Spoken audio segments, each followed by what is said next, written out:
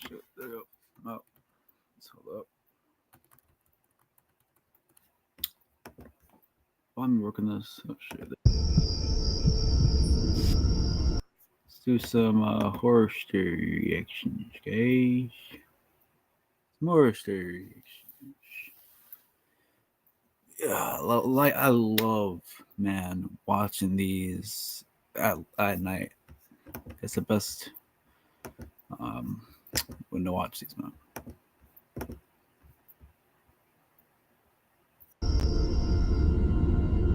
Every so often when we were little, our parents would go away for a weekend while our Uncle Oh no, that Ron would music's watch unsettling us. so. Oh god. Our Uncle Ron has been single his whole life, but he always loved kids, so he always happily did it. One Friday night, the same night our parents left town, we were all watching Titanic during a monster snowstorm. Me, my two brothers, my older sister, and our Uncle Ron. I remember certain parts of this night so vividly, but other parts I just draw blanks. I do remember, however, that the power flicked off briefly, and we had to reset the VCR to get back to where we were in the movie. Shortly after that, our Uncle Ron was fast asleep. We let him sleep while we kept watching the movie. Three scary true forest horror stories.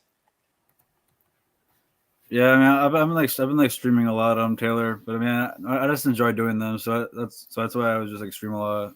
I just like streaming.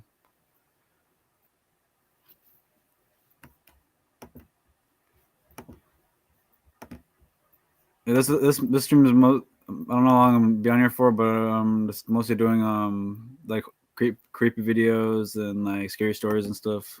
Watching those. It was at the part where Rose was running with the axe back to the room that Jack was trapped in. One of my brothers was coming back from the bathroom, and on his way, he went outside for whatever reason, likely just to look at the snow. He came back inside yelling for us to come take a look at something. Starved for a little excitement, I guess, the three of us ran to the back door. We could see what he was talking about now. There was a set of footprints in the snow. It led from the back door, then to the window, and then back in the direction of the yard and woods. To make the matter even more eerie, he said he heard the back doorknob turn. Our sister, even though she was the oldest by 3 years, ran inside freaking out. My brothers and I, on the other hand, were kind of excited by it and wanted to follow the footprints. Our sister was threatening to wake up our Uncle Ron as she saw us putting our coats and boots on. But I convinced her it'd be fine and we weren't going too far, and that we'd be together. She went back to the living room to watch the movie without us, while we all marched out into the cold snowstorm, following the footprints that were quickly filling in with new snow. The footprints led to the woods in the backyard. The deeper into the woods we got, the deeper the footprints were. We weren't sure if that was because less snow was falling to the ground under the trees, or because the footprints were fresher. We were following those footprints.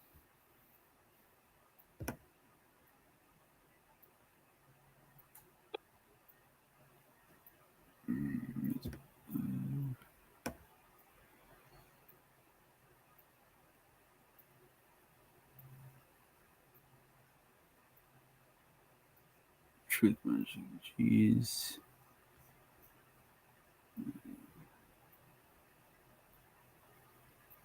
Let's see this one.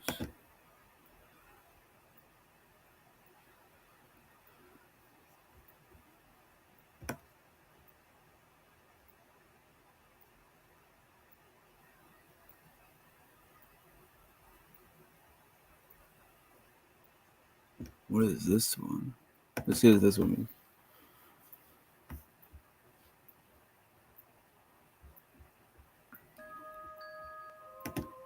This is a story I heard from my friend at the university. A man, we call him K, I've never seen this got movie. whiplash in a car accident and decided to convalesce at home for a week. K was married, but his wife was also working, so he was all alone during the day. For the first few days he enjoyed the freedom, but when the third day came, boredom began to set in. Still, he had to stay in because his injury kept him from going anywhere. Then one day, past lunchtime, he was watching TV absent-mindedly when he heard heavy stomping noises and children's voices from upstairs. He didn't pay much attention to it, although he wondered if they were on a school holiday. The next day, he again heard the same children's voices, around the same time as the previous day. It sounded like they had 2 children up there. The place where Kay lived was a large apartment block, but in spite of that, it tended to be very quiet during the day. The children's voices therefore echoed loudly in contrast to the quietness of the surrounding. Kay, however, did not feel annoyed, but was rather glad of the distraction and a break it gave him from the eerie silence. The next day, Kay, feeling bored and not motivated enough to cook lunch, ordered some pizza. The pizza, which arrived within 30 minutes, turned out to be too much for Kay, and he left one whole pizza untouched. Usually he would keep any leftovers for his wife, but this time he remembered about the children upstairs and, willing to do something kind, he decided to take the pizza to them. Kay had no idea who the occupants of the room upstairs were, but rang the bell on the door anyway. Some dead kids or something. And they're like ghosts. He heard something stir inside, but there was no answer. He rang the bell again.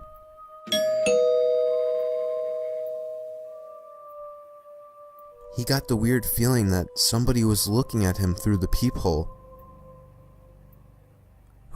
Who is it? A faint voice called out from behind the door. Kay explained he was from the room below and that he had some pizza left over from his lunch and wondered if they wanted it. The door opened a crack. It looked unusually dark inside the room. From the gap about 5 centimeters wide, a woman appeared, revealing only half of her face. "Thank you very much, but we don't want it," the woman said coldly. It was a little too dark to discern her facial expression. Kay suddenly felt he was somehow out of place, like he shouldn't be there. However, he tried to explain to her that he wanted her to give the pizza to the children. They died or something like that. A lukewarm air breezed out of the door. He smelt an unpleasant odor. In an instant, 2 children's faces lined up below the woman's face. The door was open, still just a crack. What? The dull eyes of the children stared at him. The 3 faces were forming a line. "I see. Then I will accept your kindness," the woman said. When Kay put the pizza box through the gap, a hand reached out right from the side and snatched it away. What the heck? The 3 faces were still staring at Kay. "Thank you," he heard the faint voice say again. Kay quickly left the place. He felt spooked. In the corner of his mind, he sensed something was seriously wrong. The image of the children's faces had left a burning impression in his mind. Faces. He felt a chill down his spine. Faces. They were forming a line. His pace quickened. He wanted to get away as fast as he could. He waited for the lift, but it would not arrive. Forming a line vertically, on top of each other. What the? He pressed the button again and again, but the lift still did not come. He turned to the emergency stairs. His head throbbed with pain. He began to feel nausea. Deformed kids or Just something as he like that? opened the heavy door leading to the emergency stairs, he felt eyes on his back. Turning around, he glimpsed about 10 meters from him. The same 3 faces looking at him from the corner of the corridor. Like before, they were showing only the half of their faces and staring at him with their dull eyes. The cold daylight shining through the windows illuminated their faces. No longer caring about his neck, he frantically ran down the stairs. Although the health-conscious Kay often used the stairs instead of the lift, and could even run up 4 floors in one go, he felt as if no matter how fast he ran, he would never reach the ground floor. Faces lined up on top of each other. That's impossible.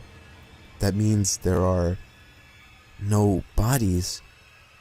And the strange things I saw behind the faces were hands holding up the heads. Oh, it's like some severed... He ran into the it's nearest like dead convenience kid. store and asked Dead the people kid's there to head, call what the the hell? police. It's like some severed... The police came and searched It's the just a flat severed and head. found the bodies of the mother and children in the It's a serial bathtub. killer. These bodies were headless.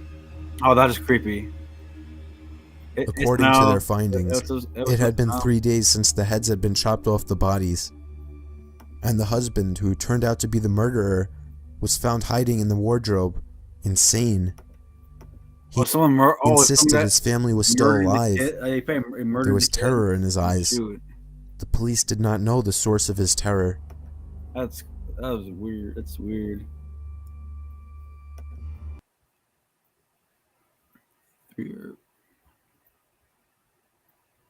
Three urban legends.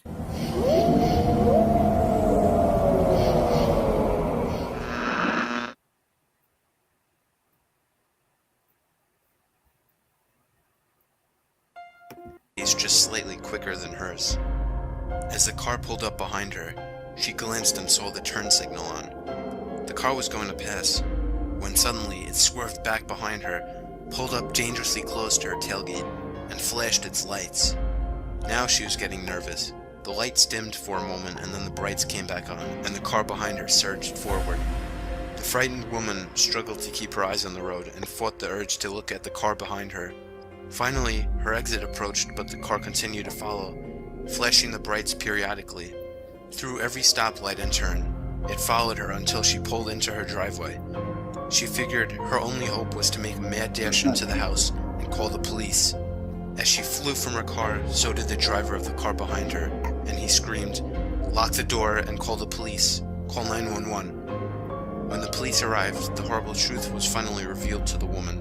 The man in the car had been trying to save her. As he pulled up behind her and his headlights illuminated the car, he saw the silhouette of a man with a butcher knife rising it up from the back seat to stab her. Oh, shoot. So he flashed his brights, forcing the figure to crouch back down.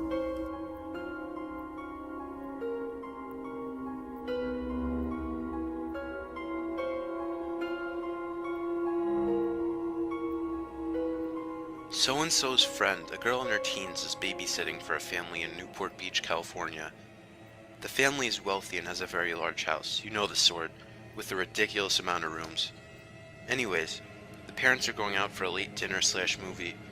The father tells the babysitter that once the children are in bed, she should go into the specific room and watch TV in there, because he doesn't really want her wandering around the house. Oh, The no. parents take off, and as soon as she gets the kids into bed, she goes to the room to watch TV. She tries watching TV, but she is disturbed by a clown statue in the corner of the room. She tries to ignore it for as long as possible, but it starts freaking her out so much that she can't handle it. She resorts to calling the father and asks, "Hey, the kids are in bed, but is it okay if I switch rooms? This clown statue is really creeping me out." The father says seriously, "Get the kids, go next door, and call 911.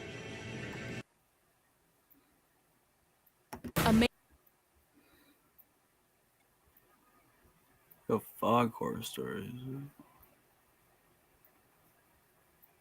Quarantine.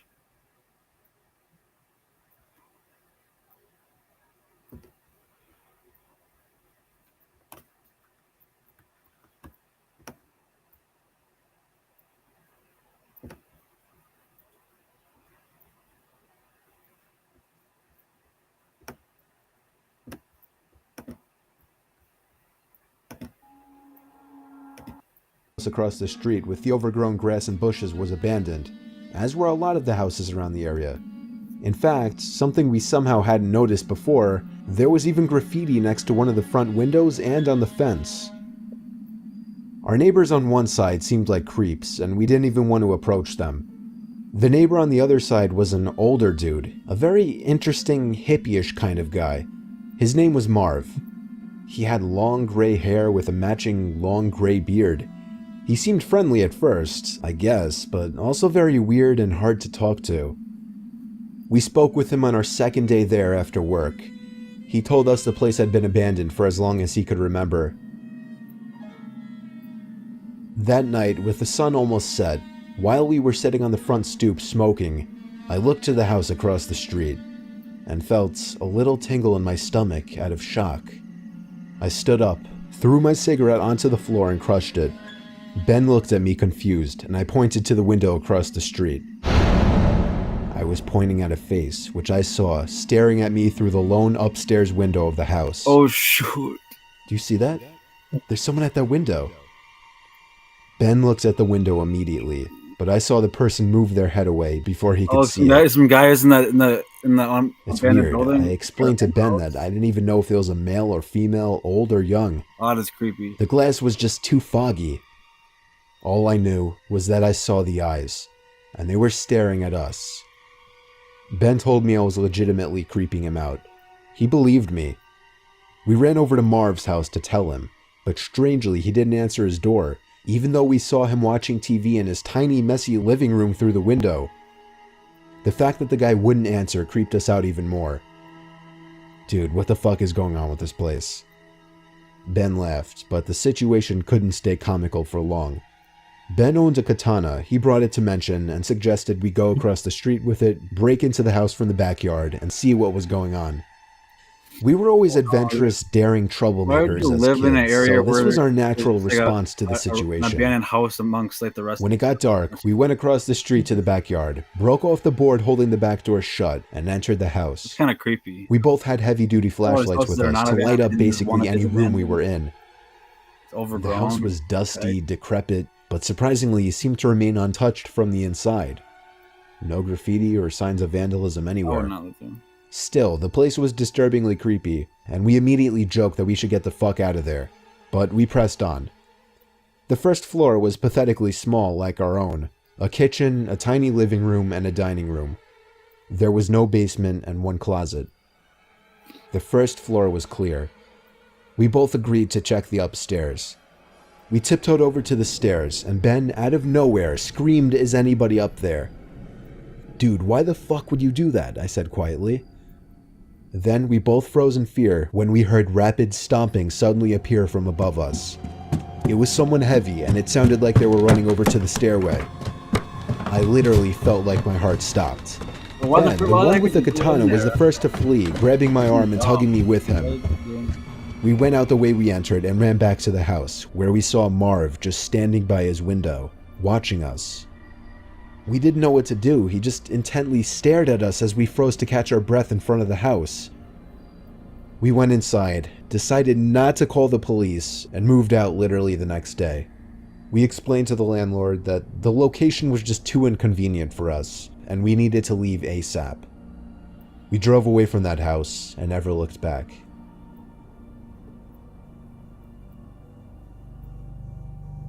Alright, so there are a couple of abandoned dorms on my college campus. They were shut down like 15 years ago because of... Actually, I don't really know why. Anyway, they're abandoned. It's rumored that they'll be renovated at some point, but that'll probably never happen. Naturally, it's also rumored that they're haunted. The school has the windows boarded up to prevent students from going in there.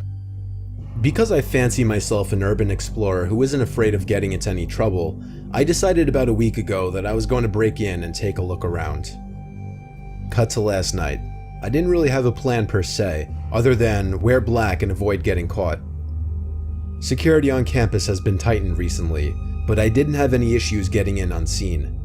I'll spare you the details, but basically, you'd be surprised what you could do with a crowbar and some vandalism. I ended up crawling in through a first floor window. I found myself in an empty dorm room, illuminated only by my phone's flashlight. Now, one of the rumors is that the basement is haunted, so that's where I decided to go first. At the time, I thought I was some ballsy explorer, but I can't even express how thoroughly scared shitless I was. This building was dark, old, and smelled weird, and I thought that at any moment, something would come around the corner and tear me apart. It didn't help that my phone battery was being sucked dry by the flashlight app, so I was forced to use it very conservatively. Foresight is not my forte. Anyway, the basement. There wasn't any alleged faceless man ghost, or at least not that I saw. But this is where shit starts to get weird. Let me just set the scene. I very carefully descend the stairs. I open the door at the bottom and step into, well, a room. A completely normal room, although a little colder and with a stickier floor than I would have preferred, but otherwise completely normal. I swept my flashlight across the opposite wall, and there was another door. Probably just a laundry room, I thought. I'll go in there and take a look around and then get out of here before I piss myself. And then I could brag to my friends that I explored the basement of one of the abandoned dorms. But it wasn't the laundry room. I opened the door to a sea of red on the floor. There was a drain in the middle of the room, but it seemed to be clogged with various organic materials. Shiny, red organic materials. Blood. I caught a glimpse of a black pentagon-like thing on the ceiling, and then I fucking ran. Up the stairs, down the hall, and out of the window I busted earlier. I didn't stop running until I got back to my dorm. I laid in bed, wide awake, absolutely terrified. That's why I don't go. I managed to fall asleep sometime after my roommate left for class. I got up around 11 o'clock. I found a piece of paper that had been slipped under the door. Did you like what you saw? It was written in bright red ink. It's gotta be someone just fucking with me, but damn, they're good at it, because this legitimately creeped me out. Why is everybody putting up with ads like it's 2010? Like it's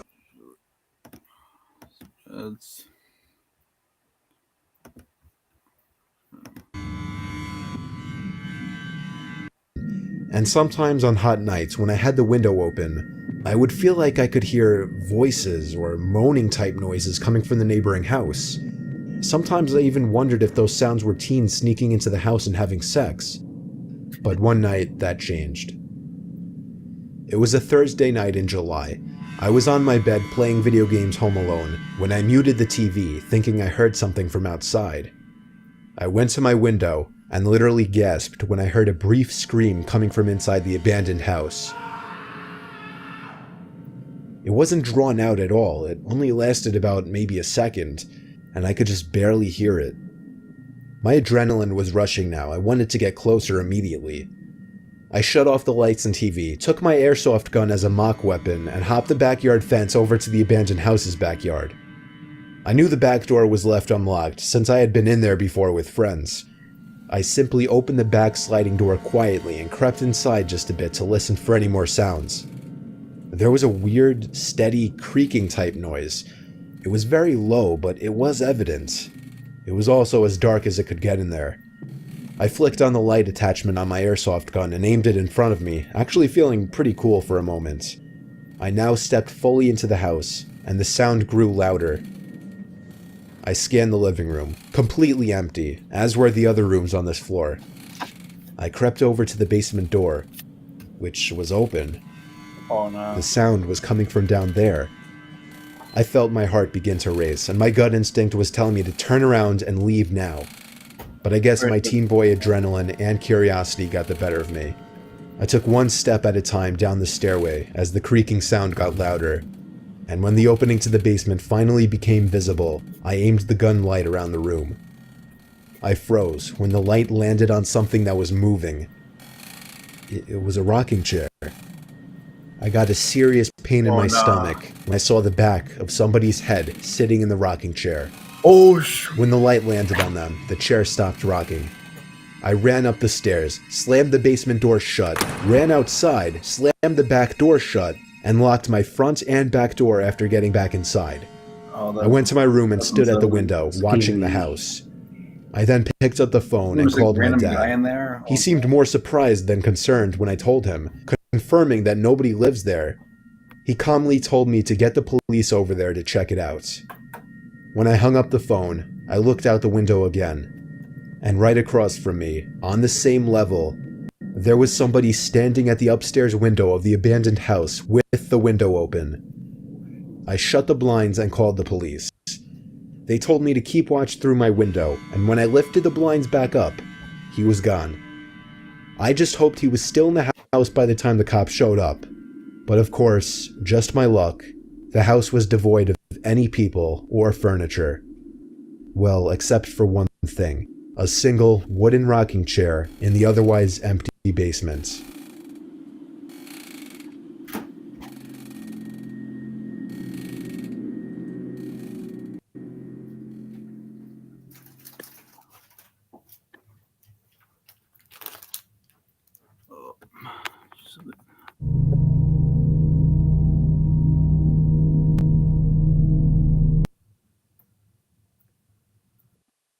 Turned.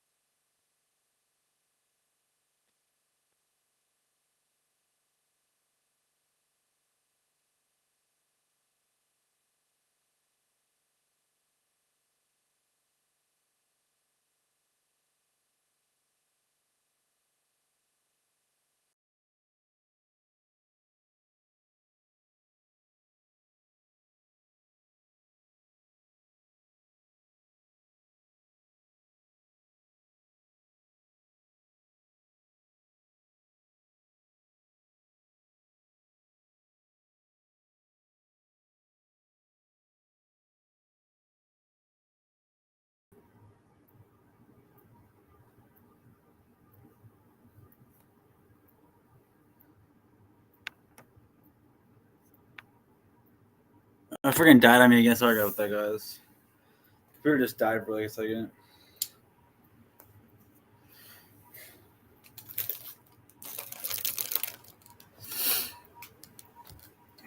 You can come back on, Taylor, if you want.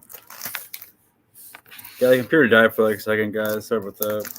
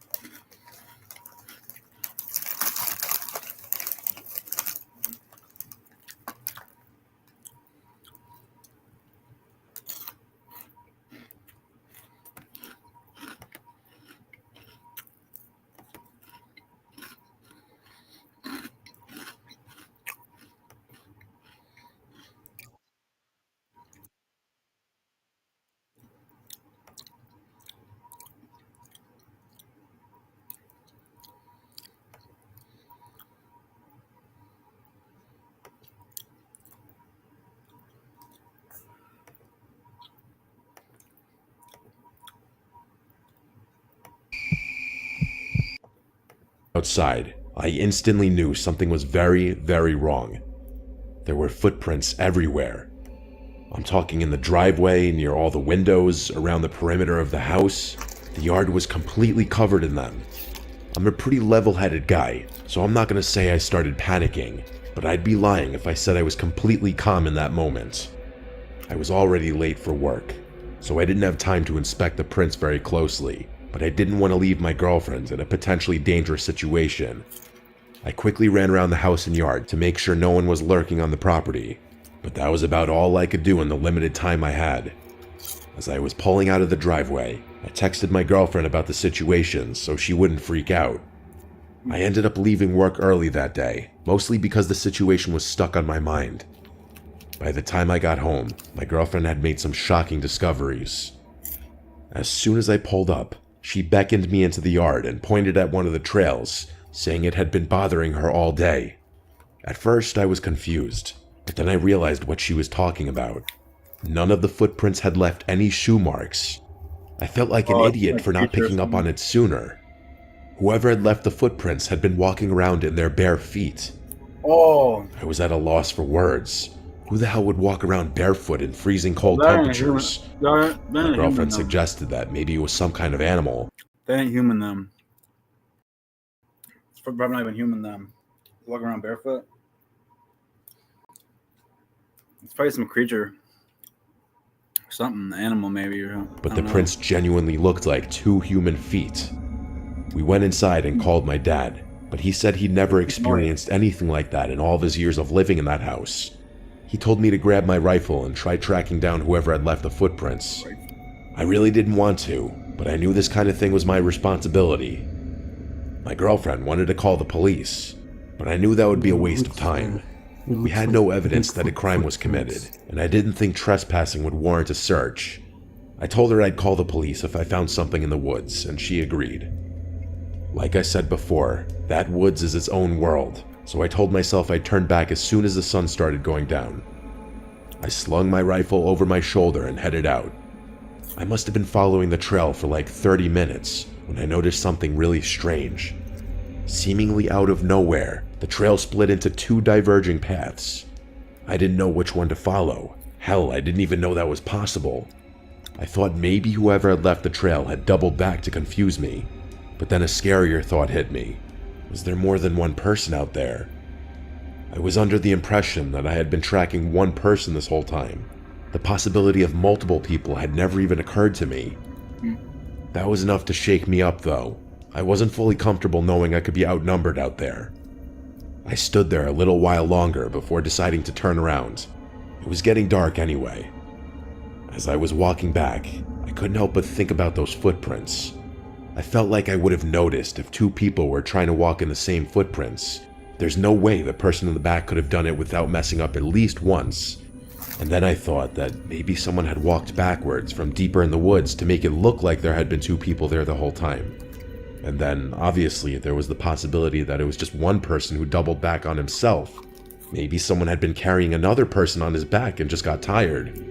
I really didn't know which explanation was the most disturbing. We did end up calling the police that night, but as I predicted, they told us there wasn't much they could do without definitive evidence of a crime. I told my girlfriend I was going into the woods again the next morning, but it snowed pretty heavily that night, so there were no prints to follow anymore. My girlfriend was obviously terrified, but there was literally nothing we could do. Luckily, that was the last thing that happened that winter. In fact, nothing happened for a few years after that. I would go as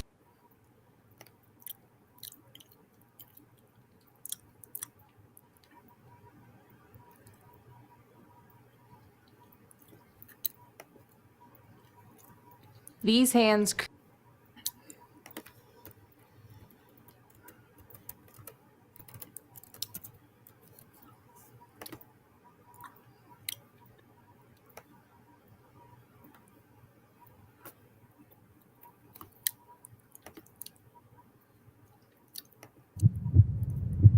Put in the GPS and went over. Watching the sunset while driving over there, I was hoping it'd take 2 minutes tops so I could get home. Unfortunately, it was in the rural side of town, where the houses are like a quarter mile from each other. I stopped in front of the 2-floor house and looked at it. I got the creepiest feels when I stared at it. Lawn not cut, with weeds, dead trees, and the old porch with no chairs or flower pots or tables, just plain. It seemed abandoned, but I got out anyways and knocked on the door. I was hoping my boss gave me the wrong address or something so I could get the hell out of there. Then the door lock started to shake and the door opened. It was an old lady, at least 70 years old or something around there, with white hair, teeth missing, and skinny, very short too, but her eyes just glaring at me. It really freaked me out. I figured if I was nice, things would turn out okay after all. "Pepperoni pizza, ma'am?" I said as friendly as I could. "Yes," she said with a hoarse voice as if she had a sore throat. "Alrighty, here you go." I handed the pizza over, but she just looked at it with no emotion and didn't take it, getting her purse. "Did you come with someone else?" I froze, then quickly looked up at her, still glaring at me. That question really frightened me. No, I said. "Where's the other one? He ran off on me last time he came." Ran off, I thought. It didn't make sense. "He quit some weeks ago," I said. Then she got her purse and started searching for money, or so I thought. She did for about a minute, the longest minute ever, and with the hands in her purse, she stopped and looked at me, not in a look of surprise or in confusion, but just like as if she was thinking really hard on something. I could tell she was holding something in her right hand inside the purse, but I couldn't see what. I really started to freak out at this point. What if it was pepper spray, or a knife, or even a gun? I mean, what could take her so long to get $10 out of her purse? They're driving all the way out, Then behind her, driving like far out to deliver a pizza. It's kind of.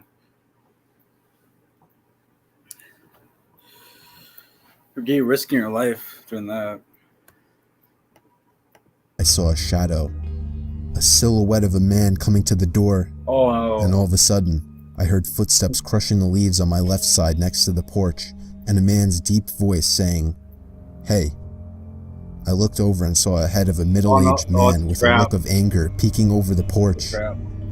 This guy then started to climb the porch, and that was when I realized I had enough. I darted to my car, threw the pizza inside, turned it on, and drove off. I didn't look back as I drove off in the dark. I had to lie and pay for the pizza out of my own pocket, but it was worth it. On the day I quit, I decided to tell my boss what happened that evening, to which he freaked out as well and asked me why I hadn't told him. He said James told him something like he just walked out of there and didn't pay attention to her.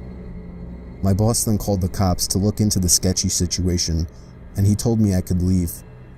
About 2 days later, he called back, saying the cops had the house registered as foreclosed for over a year, and they found 3 people living in there when they broke in, which were 2 men and the old lady I encountered. They were arrested, and he didn't tell me anything These else. people. I'm This still abandoned house, traumatized, and like, I don't know what. it was just like an abandoned house. Like, how the heck would they call for pizza then? How the heck would they? How would they have a pizza delivered? I wonder that. You said call the pizza place, something like that.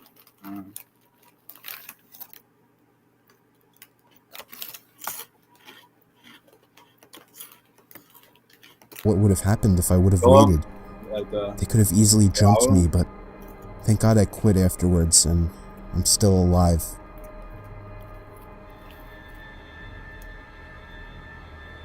I'll never forget the time I was covering my friend's shift at a pizzeria we worked at. He was the delivery boy, while I was usually the one manning the register. On that night, I made 2 real deliveries to normal people.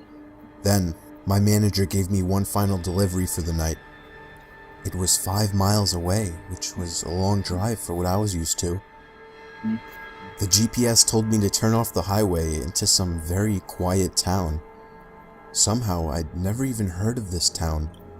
The GPS took me down some side roads that were even more dead than the main streets in this town. Half of the street lights weren't even on. oh no. I didn't like the looks of this place. I just wanted to deliver the pizza and be gone. So I arrived to the house. It was a single-floor little thing. I rang the bell, and almost immediately the door swung open. There was an older man, maybe in his upper 50s, I think that my opened the DoorDash door. probably too at the delivery. His few hairs left on his head were gray, and he had a very Food delivery, pale like, face with a gray You mustache. probably get murdered. He or gave me a killed or something smile like that. and told me he'd be right Be back. careful. He walked away into his house out of view, and I just stood there in the cold, waiting for him. I was a little uncomfortable with the area, and the looks of the guy answering didn't help. The sound of stomping on the creaky floors inside the house came to the door, as the man appeared back in the doorway with a smile. He said I should come inside where it's warm while I waited. I told him it's okay, Why you but wait? he just started nudging for me to come inside. I cannot justify my actions, but it was like 5 degrees outside. I foolishly stepped inside the sketchy Going into stranger's some house. random sketchy guy's He house. shut the door behind me and stepped off into another room in a hurry. It wasn't even much warmer in the house. He clearly didn't even have a heating system. I found Is it myself cold creeping out? closer and closer to the door as I got more uncomfortable. Then, the man came out of another room and gave me another smile. He opened up a door, apparently leading to the basement. Oh no. He looked down and told me that he normally leaves his money down there. No. He asked me to come down there with him. No, he's trying to lure But I you into refused. something. Even from where I was standing, I could see it was totally pitch dark down there. Yep. And then, what happened next is where it all fell apart. I heard the sound of a creaking step coming from the basement. Somebody else was down there. I decided it was time to go and turned around to open the door, but the man was already right on top of me. I punched him in the face and managed to get him in Oh, you hold, sure what that's but I fighting? heard somebody stomping up the basement steps, and I had to get out of there. I pushed the man to the floor, ran outside, got in my car, and drove off without looking back. I told my manager everything, and he called the cops, but I don't know whatever became of that. My manager gave me a couple days off afterwards. Since then, I am much wiser to the fact that you should never enter a stranger's house. Want real-time project updates?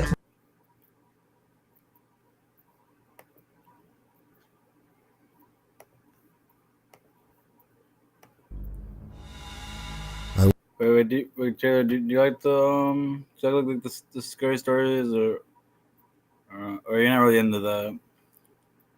Yeah, I like the scary stories. Yeah. Yeah, they're pretty good. But I liked the video before of someone running around the hall, and then there's a giant skeleton creature chasing them. The rolling giant.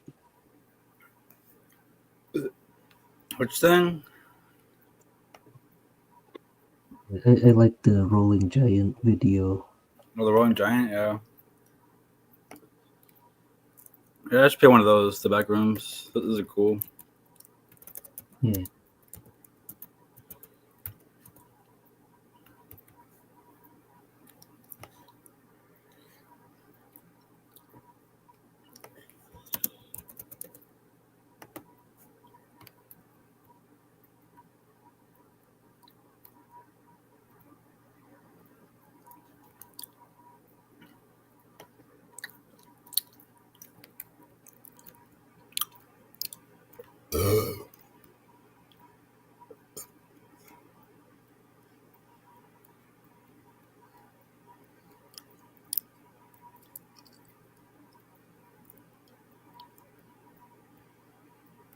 That's fun to watch.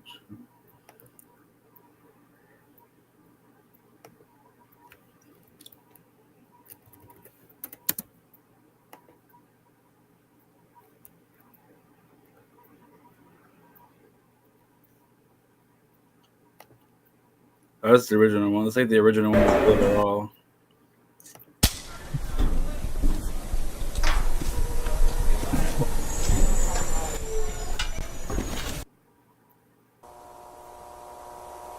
Hello? Hey guys. Hey, what's up? Hey, what's up, Chris? Hey, Chris. Look, Hey, hey, Chris. Chris is in the chat.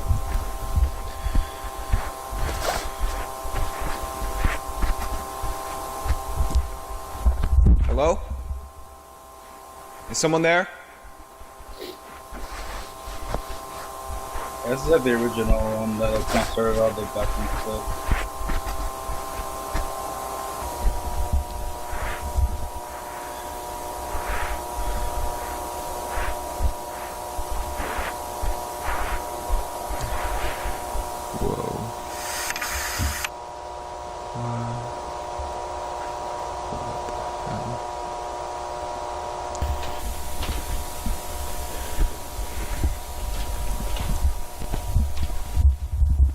I wonder if Brandon isn't. No, Brandon likes to watch these, like the back and stuff.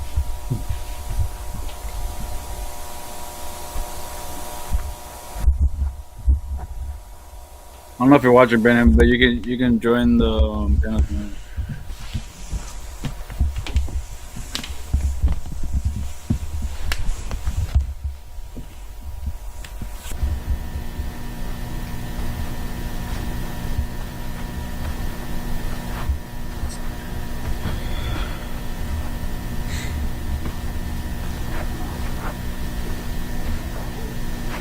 Can anybody hear me? Hello? Damn it.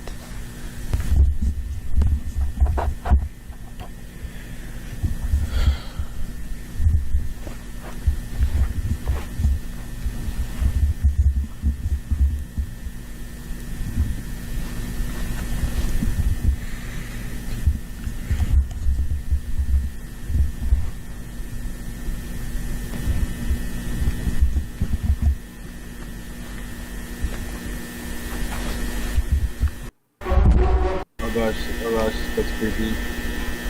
What the hell? We're gonna have to creepy. What the hell?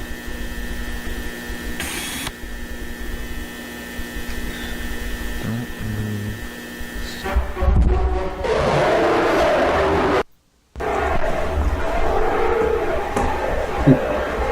Oh shoot. It's an entity. It's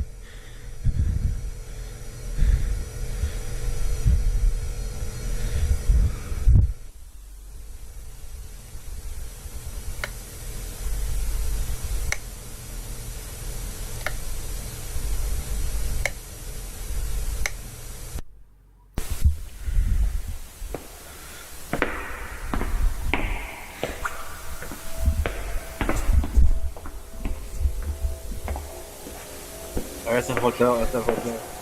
Holy shit. What the fuck is this place?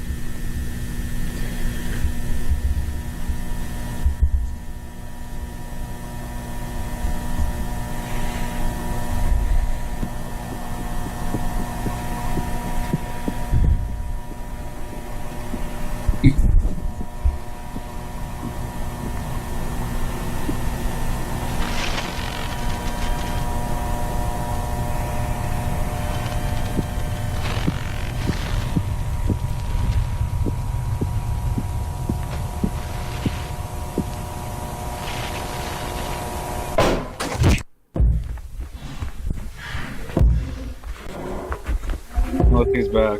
No.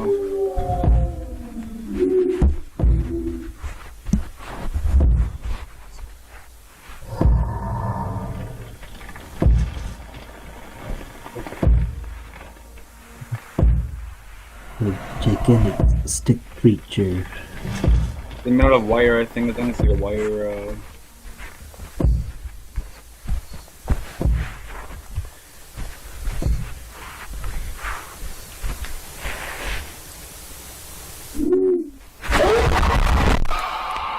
Oh shoot.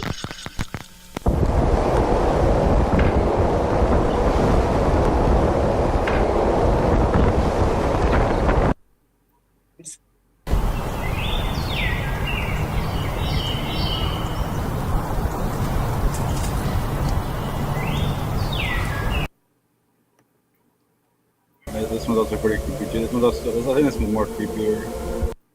Very just as creepy. And the second one. Okay, I don't think it's worth trying to explain what's gonna happen here.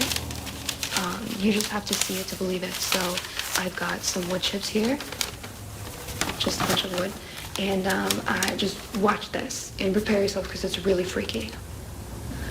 Watch the square. Look at that, gone. They're gone.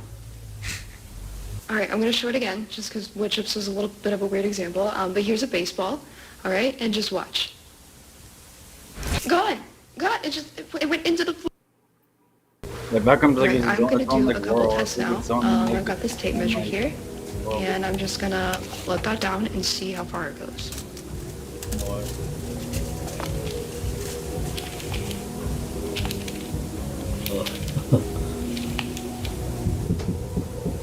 I feel it's like vibrating.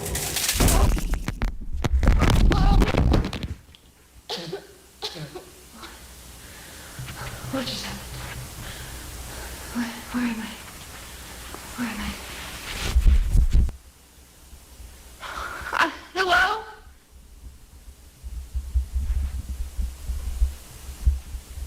Yeah. Are you kidding me? They kind of went to the floor. I shouldn't.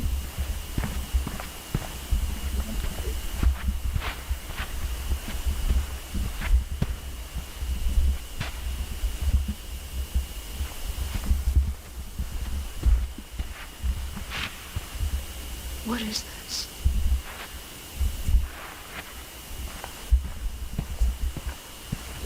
There's something else in here.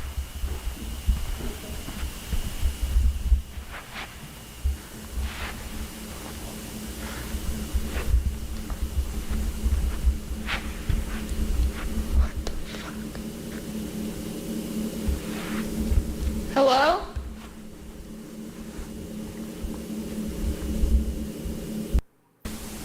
What the hell?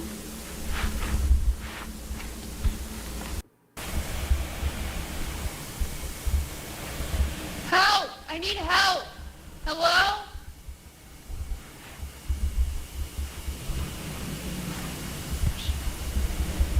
It's just a couch.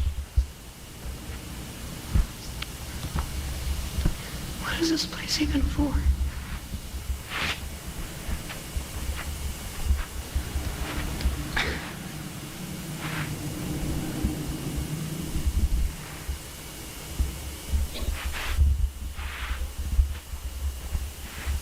Hello? Oh.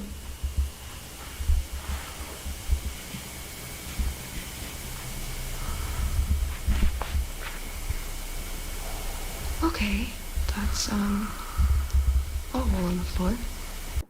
A staircase, right? Elevator or something?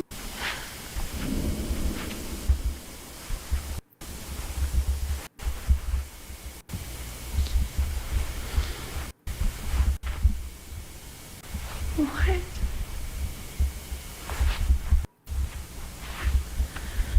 Whatever.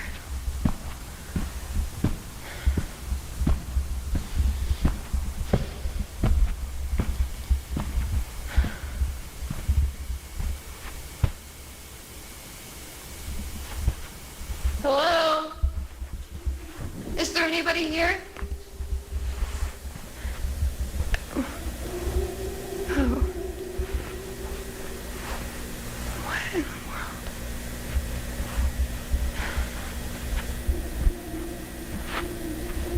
Okay, this makes no sense.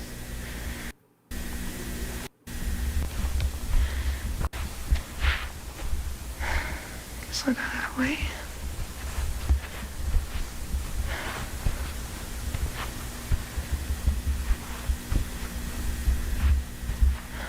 None of this makes sense.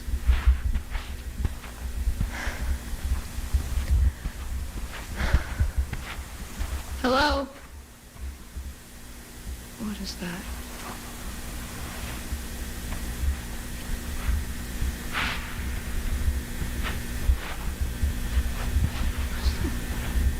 Wallpaper? Oh. Oh my god.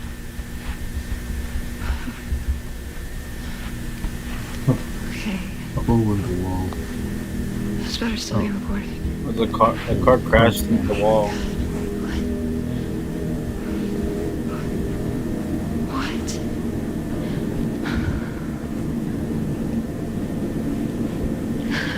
How did we even get in here? How did this even...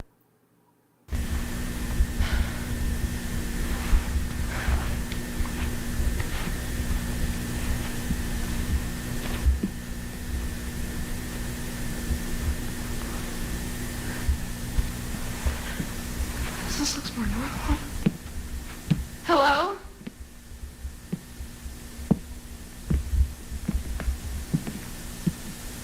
That's blood.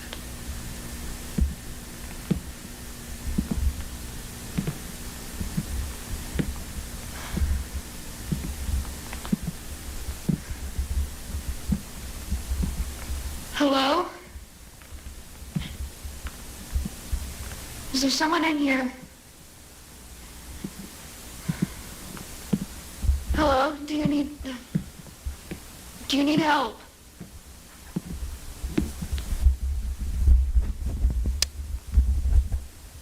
Oh, this part's creepy. Yeah, this part's scary. No. Please don't be a dead body. Please don't. Is it like plant? What? Yeah, what are all those tree branches on the walls? It's like overgrown. It's like an overgrown like.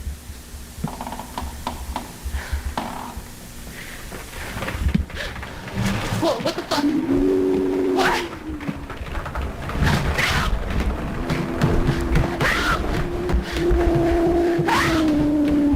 Oh shoot!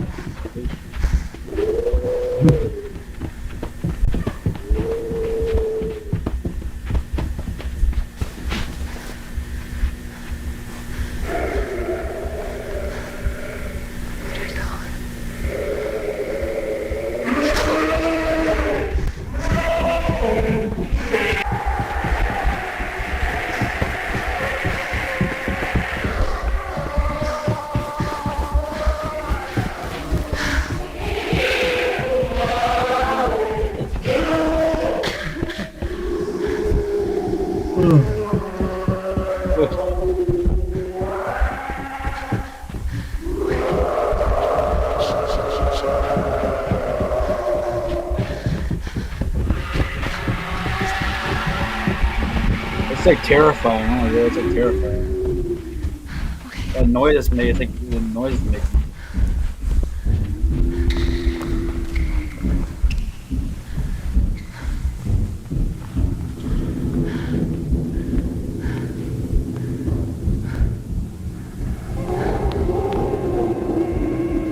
Uh-oh.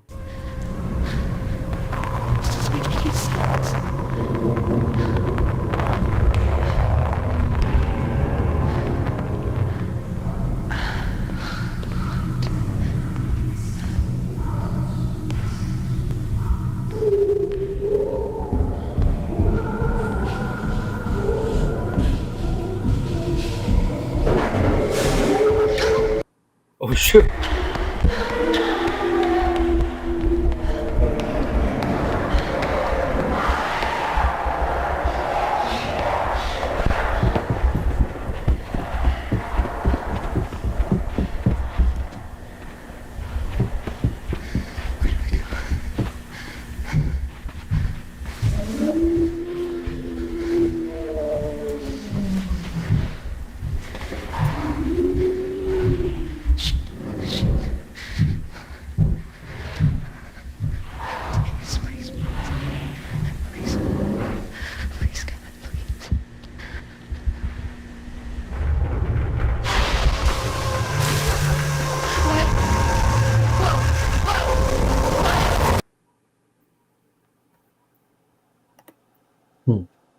Some random green electricity sparking out of nowhere.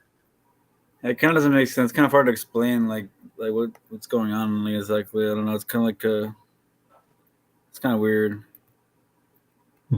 It's like interesting.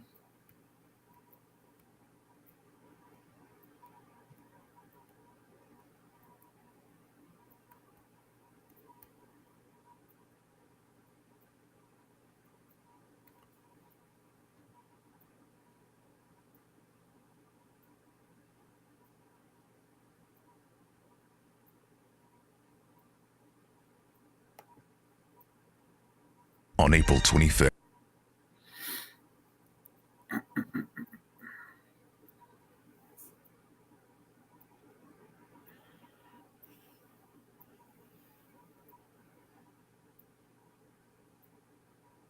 Okay, this is been long ads. Close to others. When he noticed the camera turned on, he jumped to close the laptop, and the screen went dark again. The four of us screamed and started freaking out. We tried calling Alexa, but now it seemed her phone was off. We didn't have her mom or sister's number, so we all agreed to drive over to Alexa's place to see what was going on. Her mom answered the door in her robe, looking concerned. We asked her if Alexa was home. She said yes and called her down. Alexa never responded, though. Her mother said she had just gotten home an hour ago, but that Alexa's door was locked half an hour earlier. Oh, We all explained what happened on the Zoom call, and she freaked out and ran upstairs to bang on Alexa's door. That got no answers. We all got a sickly feeling when we realized what could be going on. Alexa's mom called the cops that second, and when Officer Perry showed up, we told him everything. He called for backup and went upstairs to knock on the door and tried to reason with whoever could be in there. When there was no response, he began to kick the door down. When he finally broke through the door, there was no one on the bed. The laptop and phone were left on the bed, but no one was in the room. The window was wide open, enough for someone to crawl through and hop outside down to the awning roof below. Oh, We all found Alexa in the basement minutes later. She was hiding under a blanket in the corner of the room. was some random person She was in said there? when she was home alone, she saw some older man with a big knife sticking out of his pocket in the living room. Oh, So she snuck down to the basement and hid. She didn't know when it was safe to come out of hiding, as she couldn't hear her mother getting home. Police backup finally showed up, and the information of the break-in and the man was sent to the local news outlets to alert people to be on the lookout. It's crazy how that Zoom call might have saved Alexa and her mother's lives.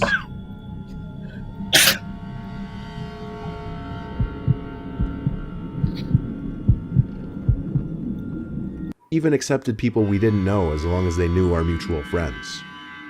We wanted it to be a big social event and didn't really care who joined. The heck? Finally, the day of the reunion arrived.